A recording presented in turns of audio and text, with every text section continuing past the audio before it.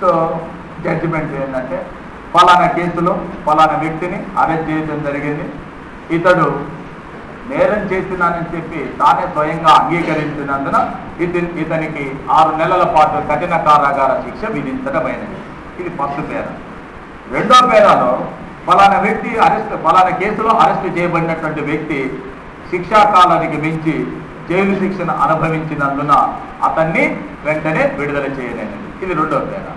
దీన్నే రిమాండ్ చెప్పండి. ఇది ఒక సూత్రంగా ఆవిర్భవించి సుప్రీంకోర్టు ఇచ్చిన తీర్పునంత.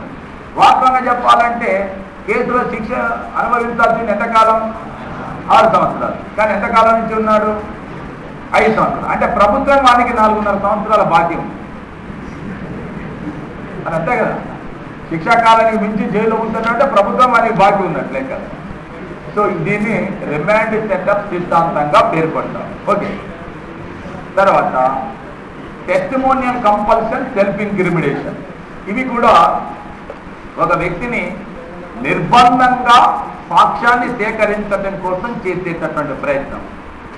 దీనిని కూడా సుప్రీంకోర్టు తప్పుపట్టింది. ఇప్పుడు మామూలుగా అరెస్ట్ చేసినప్పుడు కొంతమందిని విమానం ఎక్కిస్తుంటారు, నానా రకాల మర్యాదలు చేస్తుంటారు. అలాగే ఈ బెల్లం అది ప్లస్ గమ్ పంక రెండింటిని కూడా పాకం పట్టాలి. తింటేందుకు కాదు, పాకం పట్టేసి ఈ నేరస్తులు అరెస్ట్ చేసినటువంటి వాళ్ళ యొక్క బట్టలు మొత్తం తీసేసి వాని ఈ పాకం మొత్తం కూడా ఒంటి మొత్తం పూసేసి తీసుకుపోయి ఎండలో కూర్చోబెట్టాలి. ఆ ఎండ వేడెక్కుతున్న కొద్దీ మీరు పొలం ఎండిపోయినప్పుడు లేక చెరువు ఎండిపోయినప్పుడు మొత్తం నెర్రలు వాసిపోతుంది. అట్లా శరీరం ఎక్కడికక్కడి పగుళ్ళు వస్తుంది. ఇక నువ్వు అప్పుడు చిన్నప్పుడు తాగిన దొండాకు పద్ధతి కూడా గుర్తొస్తుంది. నువ్వు నేరం చేసినా చేయకపోయినా కూడా నువ్వేం చెప్తావు, ఏదో సరిగా అయిపోయిందని చెప్పి. అలాంటి శిక్షలు ఏదైతే ఉన్నదో అలా చేయటం కూడా వ్యక్తి యొక్క స్వేచ్ఛను అరిచివేసినట్లు అవుతుంది. ఇది తప్పు అని చెప్పి సుప్రీంకోర్టు ఎంపీ శర్మ, సతీష్ చంద్ర మధ్య జరిగినటువంటి వ్యాఖ్యల్లో తీర్పునివ్వటం జరిగింది. ఈ 2 కేసులు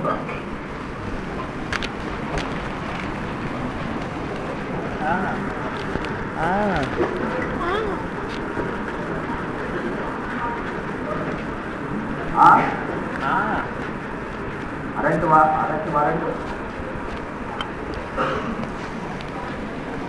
మన జీవిత టాలెంట్ అనేది సాధించి చూపిస్తుంటారు. అరెస్ట్ వారెంట్కు దీనికి ఏం సంబంధం? చెప్పాను కదా,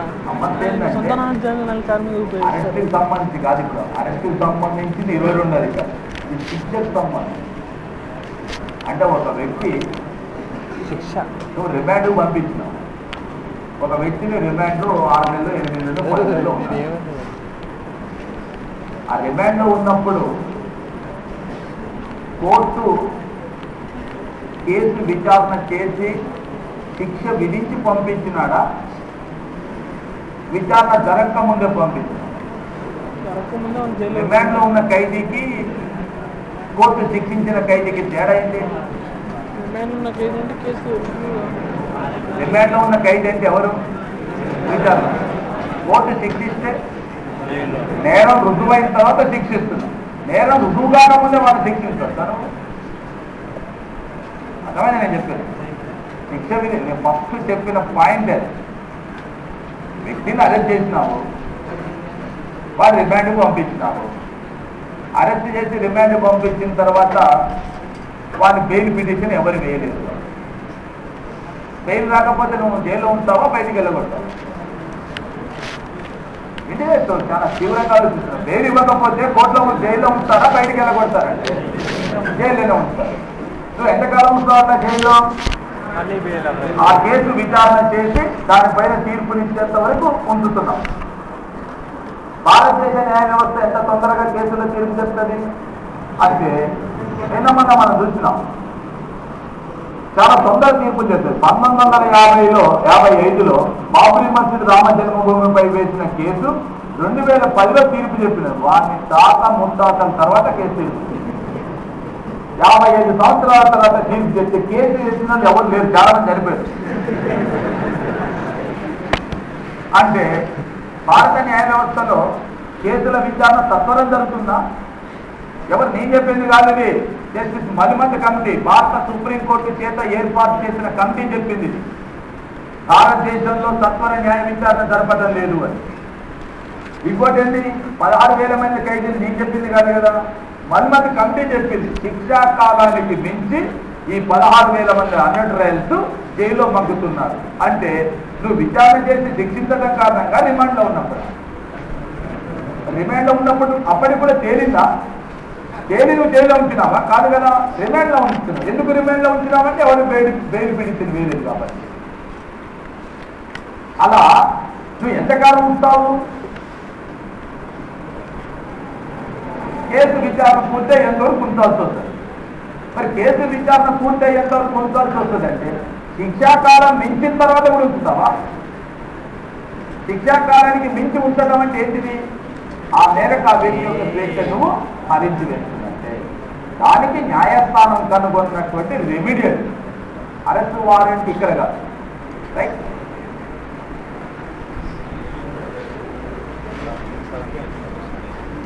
హుస్సేనారా ఖాతున్ నిజంగా నాయన సొంత నాన్న ఉంటుంది బాగా ఉంటుంది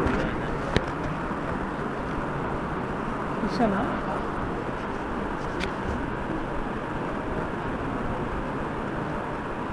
వర్సెస్ బీహార్ హోమ్ సెక్రటరీ.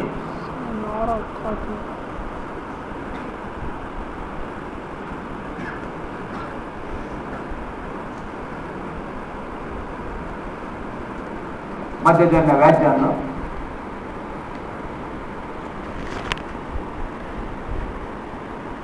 బ్రాకెట్లో 1979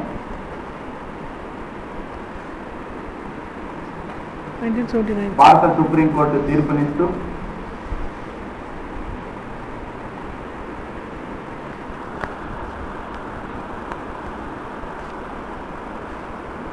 ఏదైనా కేసులో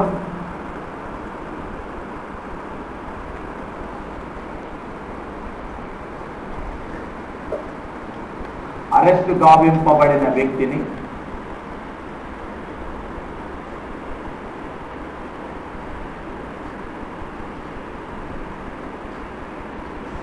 ఎలాంటి విచారణ లేకుండా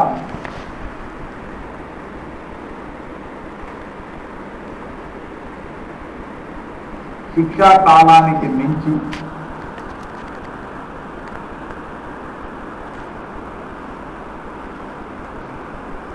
జైలులో నిర్బంధింపబడి ఉన్నట్లయితే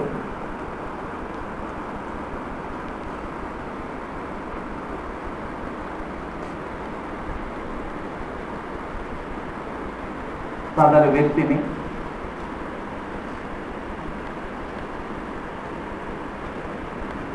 ఎలాంటి విచారణ లేకుండానే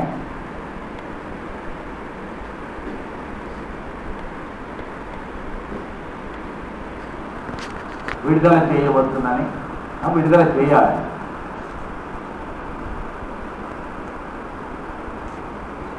భారత సుప్రీంకోర్టు తీర్పునిచ్చినది.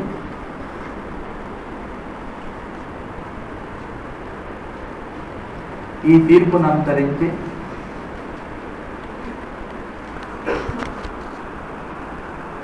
రిమాండ్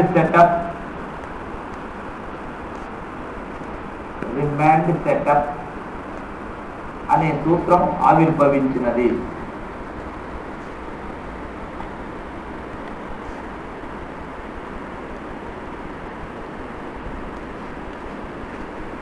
నెక్స్ట్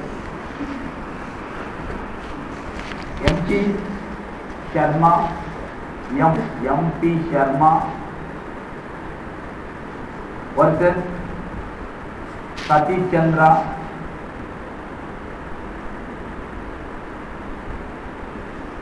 మధ్య జరిగిన వ్యాజ్యంలో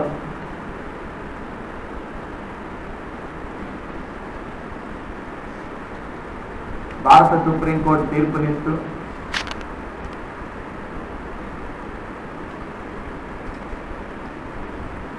ఏ వ్యక్తిని కూడా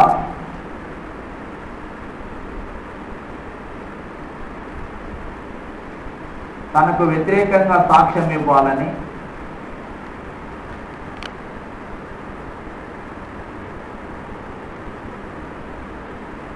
అతడినే బలవంత పెట్టరాదని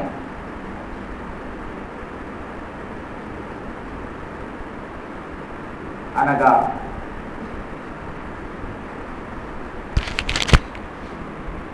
సెల్ఫ్ ఇంక్రిమిడేషన్. సెల్ఫ్ ఇంక్రిమిడేషన్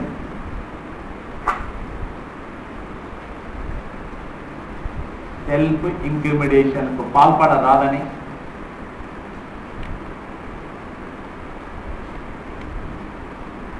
సుప్రీంకోర్టు పేర్కొన్నది.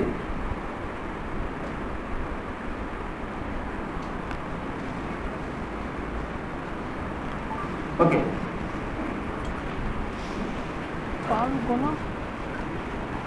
రాదని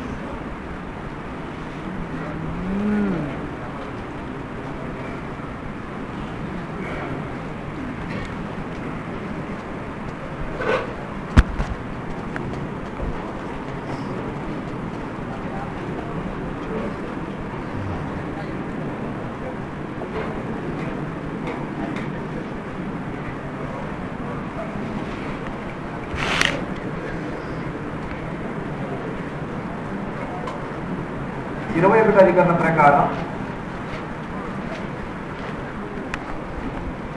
చట్టంచే నిర్ధారింపబడిన పద్ధతిలో తప్ప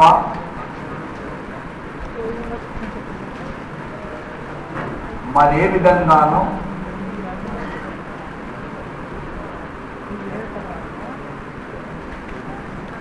ఒక వ్యక్తి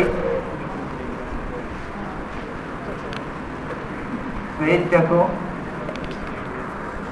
మరియు ప్రాణానికి హాని తలపెట్టరాదు.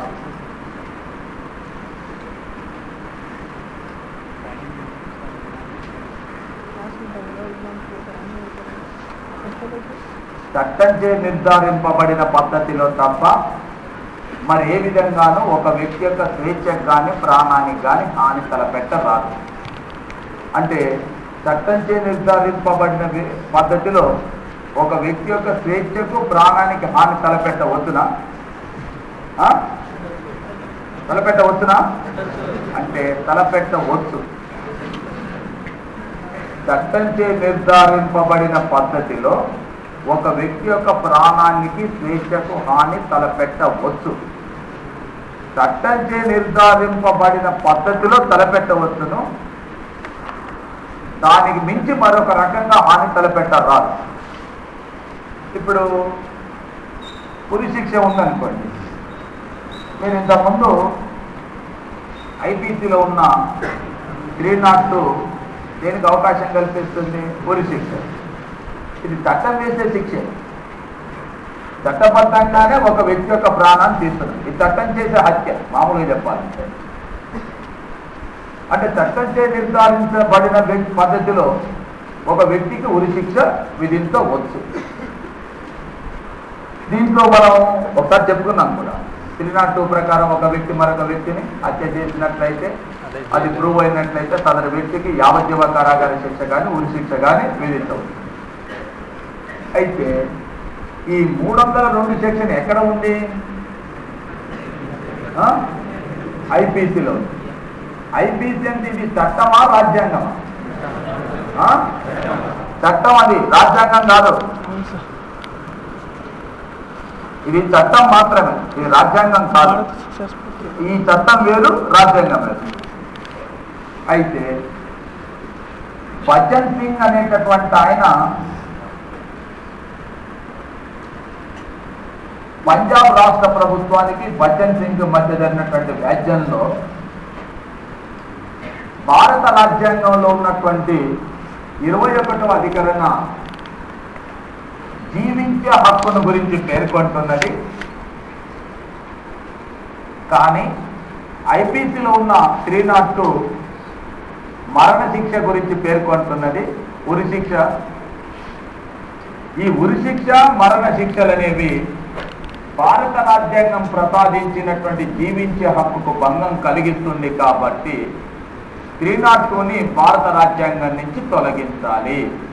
యావజ్జీవ కారాగార శిక్ష విధించవచ్చు, కానీ మరణ శిక్షను మాత్రం రాజ్యాంగం అంటే ఐపీసీ నుంచి తొలగించాలి. ఎందుకంటే ఇది రాజ్యాంగం ప్రసాదించినటువంటి జీవించే హక్కుకు, ప్రాథమిక హక్కుకు వ్యతిరేకం కాబట్టి దీన్ని తొలగించాలని చెప్పి బచ్చన్ సింగ్ అనేటటువంటి ఆయన కోర్టులో కేసు వేసినారు. ఈ కేసును విచారణ చేసిన తర్వాత భారత సుప్రీంకోర్టు ఇచ్చినటువంటి తీర్పు ఏంటంటే ఉరి శిక్ష రాజ్యాంగ విరుద్ధం కాదు. ఉరి శిక్ష అనేది రాజ్యాంగ విరుద్ధం కాదు, నెంబర్ 1. నెంబర్ 2, సామాజిక సమగ్రతకు, సామాజిక భద్రతకు పెను ప్రమాదం సంభవించినప్పుడు ఈ శిక్షను విధించడం తప్పేమీ కాదు. But it should be used in the rarest of the rare cases.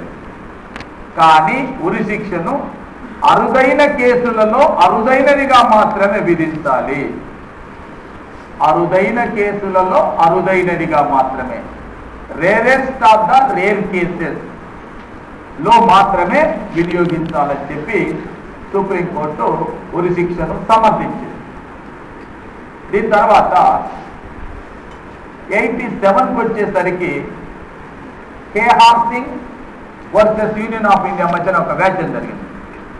Kehar Singh, Balbir Singh, Bjorn Singh, Satwant Singh వీళ్ళందరూ కూడా ఇందిరాగాంధీ హంతకులలో ముఖ్యులు. ఇందిరాగాంధీ హంతకులలో ముఖ్యులైనటువంటి ఇందులో సత్వంత్ సింగ్, బియాన్ సింగ్, బల్బీర్ సింగ్ అది స్పాట్లో చనిపోయినారు. అంటే మిగతా సైనికులు కాల్పు జరపడంతో చనిపోయినారు. ఈ కేఆర్ సింగ్ చనిపోలేదు, ఇతను బ్రతికినాడు. ఇతనికి ఉరి శిక్ష విధించింది ఢిల్లీ హైకోర్టు. కానీ సుప్రీంకోర్టు పోతే సుప్రీంకోర్టులో దీన్ని అంటే సవాల్ చేసినారు.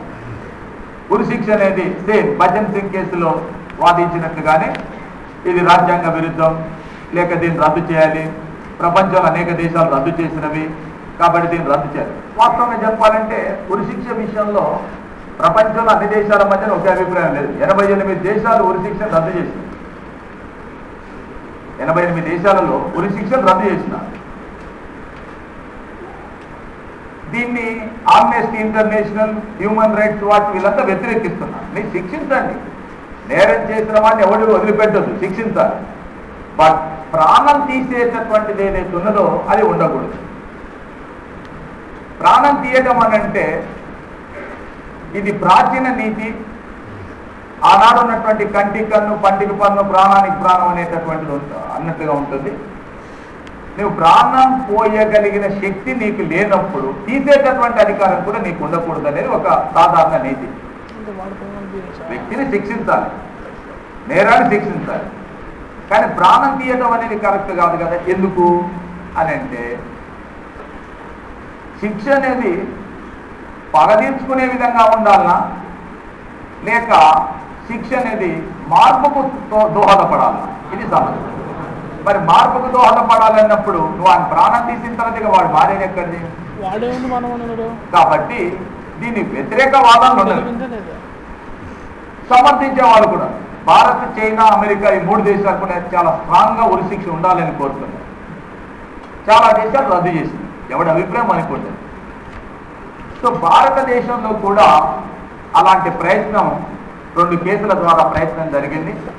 ఒకటి Bachan Singh versus state of Punjab, రెండవది Kehar Singh versus union of India మధ్య వ్యాఖ్య జరిగింది. ఈ కేసులో కూడా భారత సుప్రీంకోర్టు బచ్చన్ సింగ్ కేసులో ఇచ్చినటువంటి తీర్పును సమర్థిస్తూ ఉరి శిక్ష అనేటటువంటిది తరచుగా విధించరాదు, సాధారణ కేసుల్లో విధించరాదు, రేరెస్ట్ ఆఫ్ ది రేర్ కేసుల్లోనే వినియోగించాలి. అట్ ది సేమ్ టైం ఇది సమాజం యొక్క భద్రతకే, సమాజం యొక్క సమగ్రతకే ప్రమాదం ముంచుకొచ్చినప్పుడు ఇక తప్పనిసరైన పరిస్థితుల్లో మాత్రమే దీన్ని విధించాలని చెప్పి ఈ 2 కేసుల్లో కూడా భారత సుప్రీంకోర్టు ఉరి శిక్షని సమర్థించడం జరిగింది. ఉరి శిక్షని ఐపీసీలో ఉరి శిక్ష అనరు, దీన్ని క్యాపిటల్ పనిష్మెంట్ అంటారు. మీకు చట్టంలో ఎక్కడ కూడా ఉరి శిక్ష అనే పదం ఉండదు. ఐపీసీలో దీన్ని ఏమంటాము? క్యాపిటల్ పనిష్మెంట్గా పేర్కొంటాము. ఈ క్యాపిటల్ పనిష్మెంట్ రాసినటువంటి జడ్జి, ఏ జడ్జి అయినా ఆ తీర్పు రాసిన తర్వాత ఆ పెన్ను ఏదైతే ఉంటుందో ఆ పెన్నును అక్కడ ఉండేటువంటి టేబుల్ మీద గట్టిగా కొట్టి ఆ పచ్చని చేసి తీసి పక్కకు పడేస్తారు. మళ్ళీ ఆ పెన్నుతోని ఇంకా ఏ కేసు తీర్పు కూడా రాయాలన్నమాట. ఒకసారి క్యాపిటల్ పనిష్మెంట్ ఉరి శిక్షను ఏ జడ్జి అయినా రాస్తే రాసిన తర్వాత ఆ పెన్నుతోని మరొక కేసు రాయరు, అంటే మరొక కేసు విచారణ చేయరు, ఆ పెన్ను విరగొట్టి తీసి పక్కకు పడేస్తారు. Right, okay. అలాగే ఉరిశిక్ష విధించే అధికారం జిల్లా సెషన్ కోర్టు కూడా ఉంటుంది. ఉరిశిక్షను విధించే అధికారం రాష్ట్ర హైకోర్టే కాదు, జిల్లా సెషన్ కోర్టు కూడా ఉంటుంది. అయితే జిల్లా సెషన్ కోర్టు విధించిన శిక్షను అమలు చేయరు.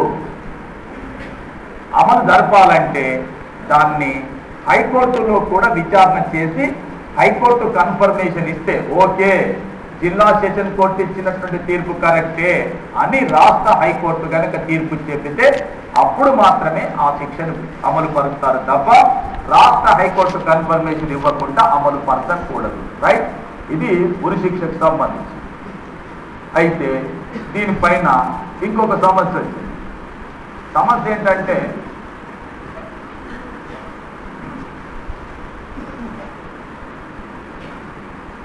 భారతదేశంలో మెర్సీ కిల్లింగ్, యుటేషియా, కారుణ్య మరణం వీటిపైన చట్టం లేదు. చట్టం అని అంటే మనిషి యొక్క శరీరంలో ఉండేటటువంటి అన్ని భాగాలు పనిచేయటం ఆగిపోయి దీర్ఘకాలికమైనటువంటి అస్వస్థత గురై అవయవాలు మొత్తం కూడా కుళ్ళిపోయి అవి పనిచేయకుండా ఆగిపోయినటువంటి సందర్భంలో వ్యక్తిని వెంటిలేటర్ మీదనే జీవింపజేసేటటువంటి ఓ పరిజ్ఞానం ఉన్నది. వెంటిలేటర్ మీదనే జీవిస్తుంటాడు. ఆ వెంటిలేటర్ నువ్వు ఎప్పుడు తీసేస్తే అప్పుడు చనిపోతాడు అతను. అలా వెంటిలేటర్ మీద జీవించబడే వ్యక్తి జీవించినంత కాలం నరక యాతనను అనుభవిస్తూనే జీవిస్తుంటాడు.